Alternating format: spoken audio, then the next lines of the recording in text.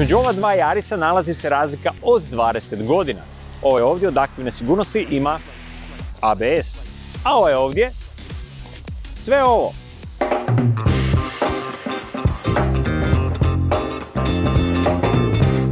Krenimo redom. ABS je jedan od prvih sigurnosnih sustava koji je omogućio upravljanje u kritičnim situacijama. Ostatak sustava samo je logičan slijed događaja. Sigurnost automobila dijeli se na aktivnu i pasivnu sigurnost. Aktivna sigurnost je ono što automobil čini da bi bio siguran u vožnji, a pasivna sigurnost je sama konstrukcija automobila sa svojim komponentama.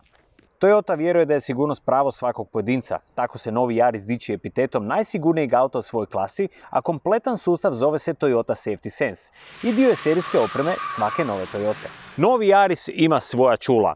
Uz radar, kamere i senzore zapravo može puno bolje osjetiti i vidjeti i od vozača. Pazite sad. U suradnji s ABS-om i ESP-om, Yaris će prepoznati pješaka i biciklista na cesti i po potrebi reagirati. Isto tako će reagirati ako ste neoprezno ušli u raskršće i na vrijeme zaustaviti auto.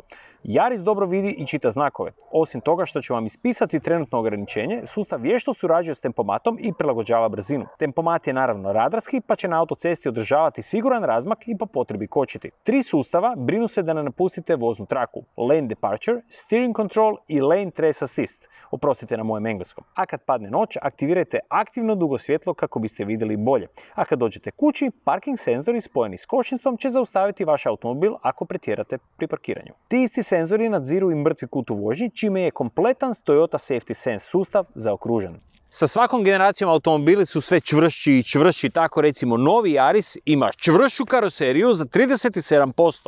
I šećer za kraj. Yaris je prvi auto na svijetu koji koristi centralni zračni jastuk koji sprečava kontakt između vozača i suvozača prilikom sudara. Da biste bili maksimalno sigurni, Toyota treba i vaš doprinos. Koristite sigurnosni pojas, dakle uvijek se vežite iz prijeda i straga, koristite hands-free uređaj i prilagodite vožnju uvjetima na cesti. Sretan put!